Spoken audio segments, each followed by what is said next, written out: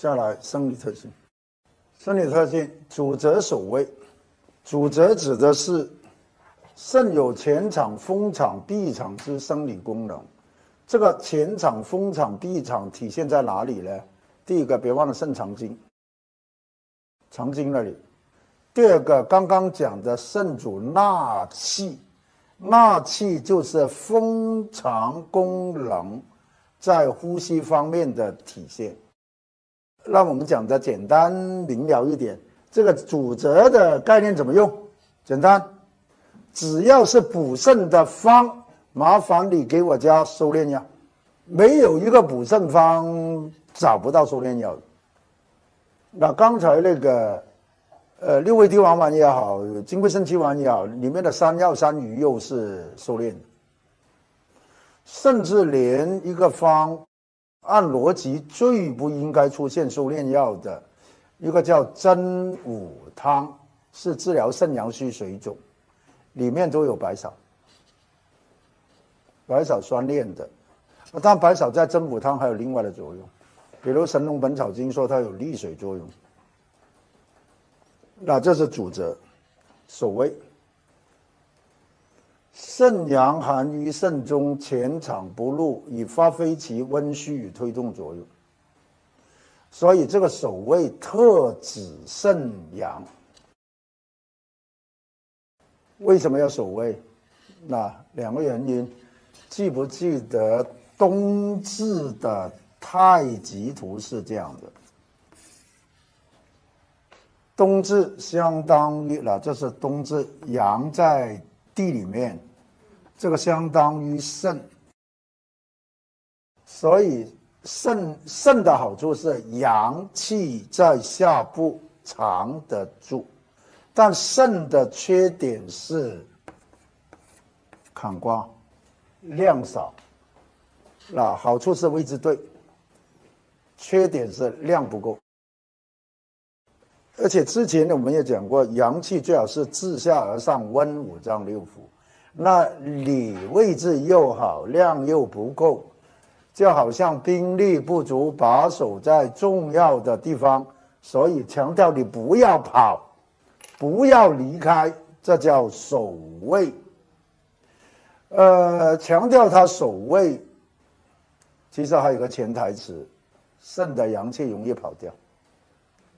好，这里我们熟悉几个名词。第一个，君火跟相火。那君火之前我们讲过，心中正常阳气。什么叫相火？非君即相，不是君火就是相火。所以相火有广义的，广义的相火包括什么三焦火、肝肾火、肺火等等，只要不是心的阳气都可以说相火，这是广义的。但是在中医里面，广义的相火用的不多，通常用的相火是狭义的相火。狭义的相火就是这两个，肝肾火。那狭义的相火，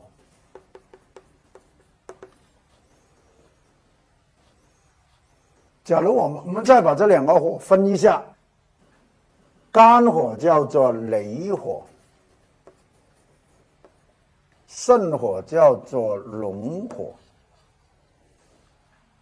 那下一个又来了，肝火为什么叫雷火？这典型跟八卦有关了。八卦的肝五行属木，配的是震卦，震为雷。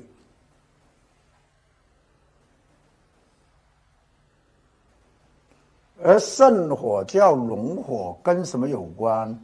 跟坎卦中这个阳爻有关。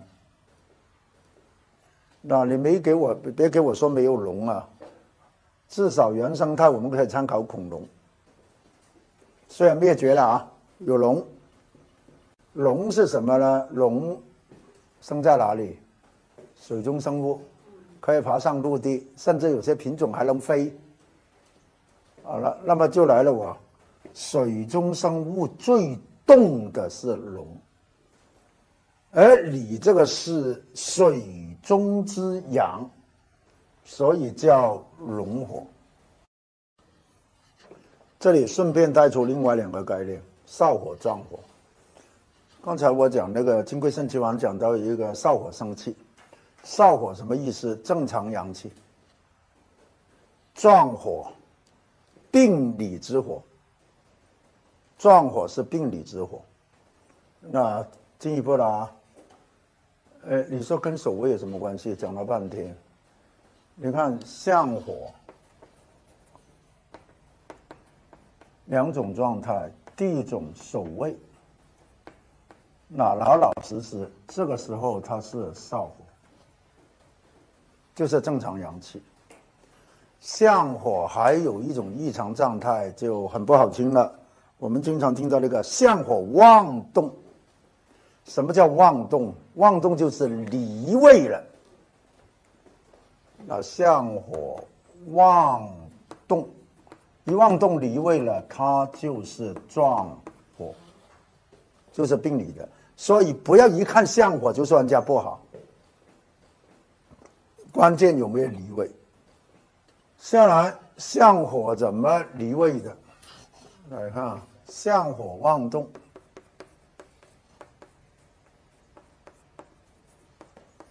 又分2类，一类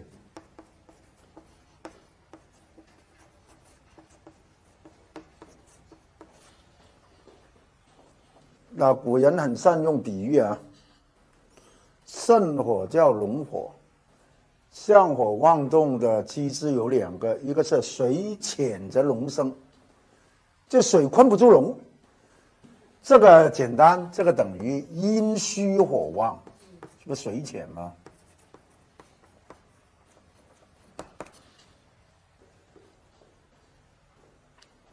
阴虚火旺用哪个方呢？知柏地黄丸，知柏地黄丸就是6味地黄丸加上了知母黄柏。下一个好玩了啊！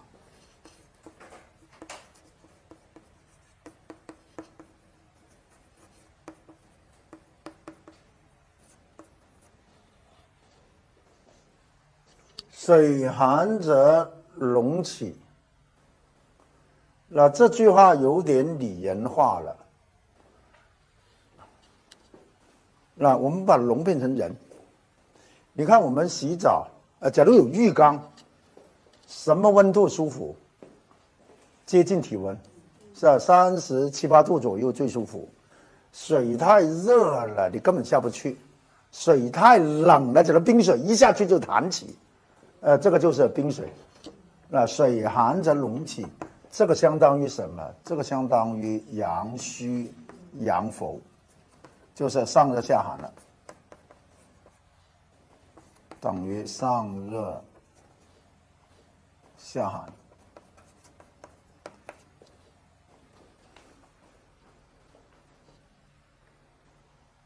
那阳虚阳浮，假如画直方图这样表达。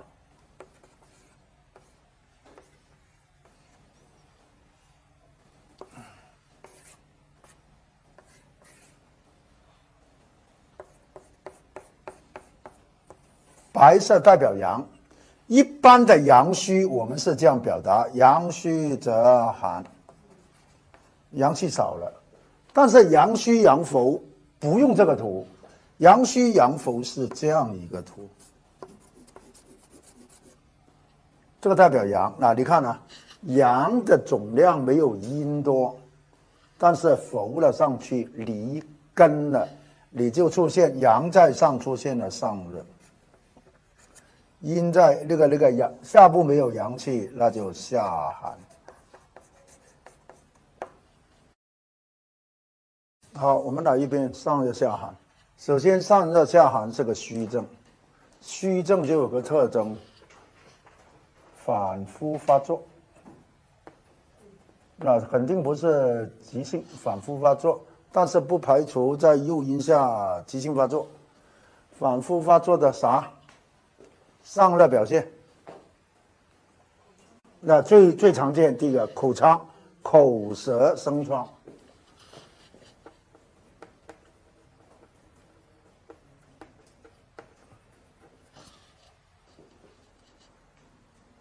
还能想起什么？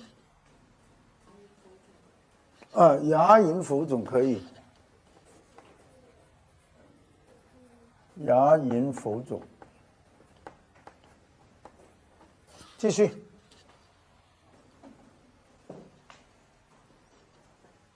这，我们说了上火，还有啥？口干舌燥还不算太典型的上火。口干舌燥，咽喉来咽痛。那你注意啊，不是急性咽痛啊，反复要抓住了。咽痛，还有没有？头汗，赤汗不算上热啊，赤汗是全身的嘛。我现在叫上热嘛，所以你讲的头汗倒是有可能的啊。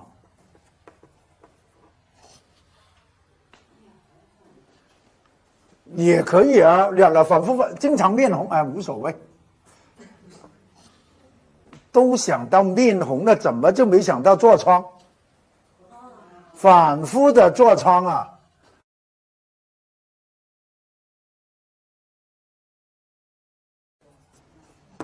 痤疮，还有啥？心肺也算了，所以你咽痛算是失眠。失眠，心烦、失眠多梦啊，你当然算上热了。心烦、失眠、多梦，还包括医嘱症状，我懒得写了。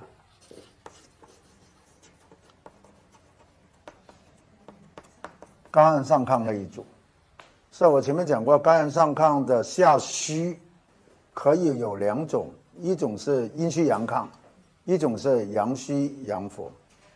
那这里我不写了，等等，或者你只要见到广东人说上火，你就留意一点，它是真热还是假热。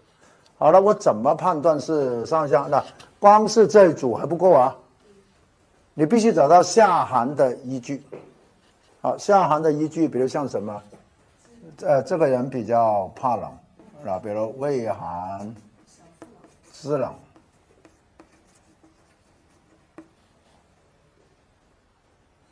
那你比如说腰底腹冷，然后进食耐温不耐寒，或者是干脆就不耐寒的。那你看啊，假如进食耐温不耐寒，我们很容易理解。其实有的是寒也不行，热也不行，也是。你看我一热我就上火，我一寒我就受不了。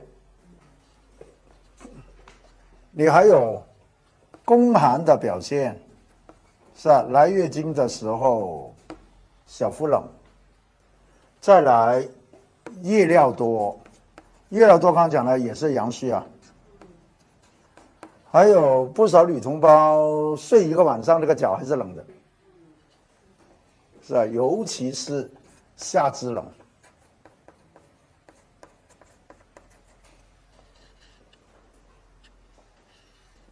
那你有了这一溜，就是下寒。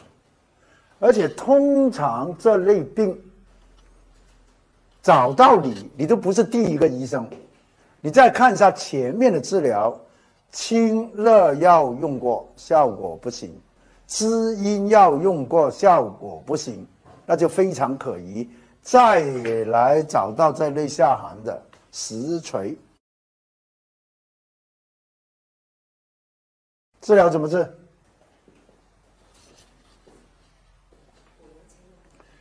那逻辑上是补阳加潜阳。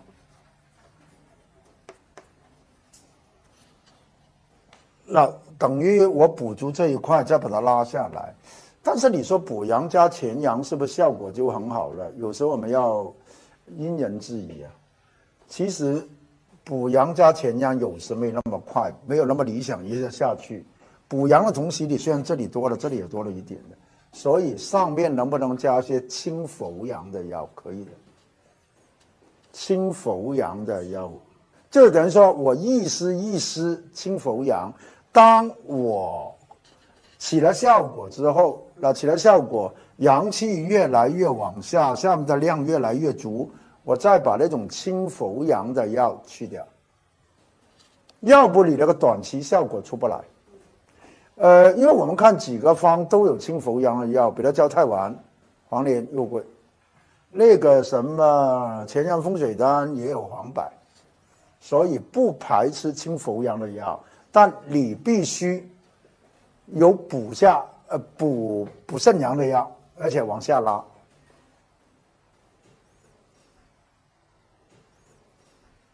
那这类症现在相当多，而我们广东人最喜欢讲我虚不受补，多半就这种。其实没有虚不受补，只有不会补，补得不恰当。下来肾水宜生，那一讲到宜，你不用问了，那是理想模型，不见得是现实模型。为什么水月运下？我本来就应该向下的，我凭啥上去？所以你必须肾阳够力，才能把它增上去。下来肾物燥，这里说热邪容易耗胃肾之阴，这句话的现代意义有多大？我们要评价一下。你看现在肾阴肾阳，一般更重视肾阳。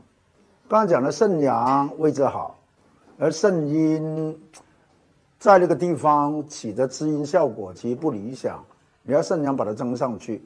我感觉这句话的来源虽然是跟上古有关，而且在古代比较适合。为什么古代热性病多，感染性疾病多，发展到最后就是肾阴虚？但现在重视肾阳多过肾阴，所以火神派才能有一段时间大行其道。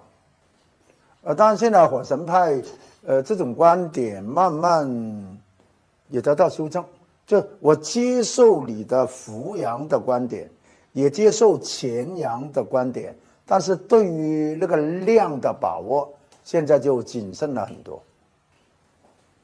下来系统联系，那我们还是内溜啊。第一个，按照五脏再来一遍神魂魄意志，所以这里是第一个志。肾主意志与记忆功能，肾藏志。看看灵枢本身，意之所存，谓之志。之前解释这个神魂魄意志，还有那个心有所依，谓之意；意之所存，谓之志，讲过，志就是记忆。再来一句，肾藏精，精舍志，那就说明什么？记忆功能的物质基础之一是肾精，那之二是血，血是神志活动的物质基础。再联想到刚才那个肾藏精，精生髓，髓包括脑髓。说记忆能力好不好，那么就指向肾精。讲白了，记忆能力好不好，第一补肾精，第二补心血，第三活血。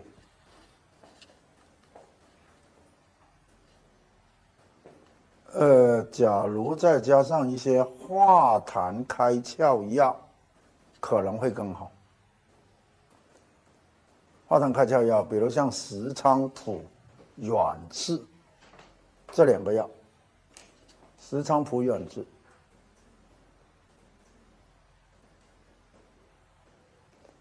石菖蒲、远志这两个药在增强记忆方面，倒是出现在蛮多古方的，比如像聪明丸，有聪明丸，有读书丸。读书丸、聪明丸都有这2个药，还有状元丸，要不要？也有这2个药。还有一个是安眠的，叫孔圣枕中丹，孔圣就是孔子，孔圣枕中丹还是有这2个药。远志石菖蒲，化痰开窍，肾藏志，还有另外一个意思，那这是《内经》，为意以决而着有所立者曰志，什么意思？就是立志的那个志。我们早讲意志坚定，立志那个志，但注意啊，这里也很好玩啊，是不是立了志就说肾很强？不是啊，立完志之后能执行，那就是意志坚定，那就肾气足、肾精足。老是立志执行不了，比如老是说戒烟，执行不好，你就完全可以说了肾亏。立志不坚定。下来，在体合谷生水，其华在法。这个内容其实刚才讲过了，就是在那个肾经生水那里，肾藏精，精生水，这个水包括骨髓、脊髓、脑髓跟牙髓，而且肾精虚的表现大量的有骨头问题，有牙齿问题。所以这里还有一个此为骨之余，这里提示什么？骨头问题补肾精，牙齿问题补肾精，精生水，水充阳补。这个除了补肾精、补骨头，还有2个药比较好的啊。你一看它的名字就有信心了。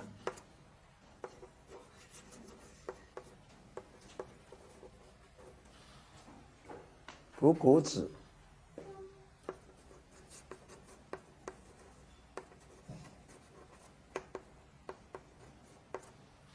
骨碎补。那补肾精的药物，再加补骨脂、骨碎补，其实那个鹿茸也蛮好的，骨头问题鹿茸蛮好的。你看鹿茸怎么好啊？你看鹿茸的生长，每年长1副。你看一般动物的那个脚，一辈子就1副，鹿茸每年1副，而且还长得非常快，2、3个月可以长10几斤。说明它骨气很够。下来，其华在法，怎么看？肾精生水，包括脑水，头发在脑上面，所以我们叫做肾其华在法。但是别忘了，还有一句叫法为血之余，所以头发好不好，那就看啊2个问题了哦。假如法的问题。法的问题我懒得写了，什么发黄、稀疏、干枯、容易脱、容易白等等。来，第一个血虚，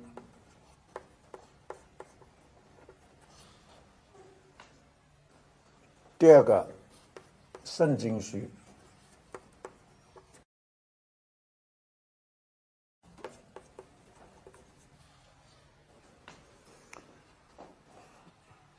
你说血虚也好，肾精虚也好，都来源于什么？用脑过度。那你看为什么用脑过度会头发不好？血是神志活动的物质基础，头发靠血养。当你用脑过度，明明那个血可以养头发的，去到大脑被打结了，打结啊！留下买路钱了。第2个，脑不是那个精生水吗？你看用脑过度等于就用脑水过度，脑水又被耗损。第3个，你看我不讲吗？用哪里阳气去哪里吧？你一用脑，阳气就奔脑，所以那个脑不单是血虚，你还血热。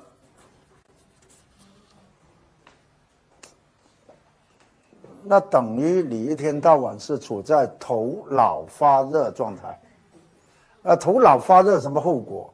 简单啊，你见过火山上面长草的吗？首先血亏了，精水亏了，还血热。所以你看，我们那个城市的女同胞营养各方面比农村的好多了吧？你看看人家村姑，那头发，你羡慕不羡慕？不需要用脑啊，用四肢啊，就这样。真的聪明脑袋不长草。假如从西医角度有一些男的，又说你雄性激素，你看雄性激素过旺，你为什么雄性激素奔到脑去了？用脑啊，用脑不是阳气上去了吗？阳气不是雄性激素吗？所以也很可怜的是，你看啊，一看那种雄性激素，你说上去了，那意味着什么？下部呢？都不好意思说。所以虽然可以雄心勃勃，但时不时要引火归元。那你看啊，又来了啊，打坐，为什么？打坐你就一手丹田引火归元，还不单止把肾水蒸腾上去，水上去了，是不是可以养法了？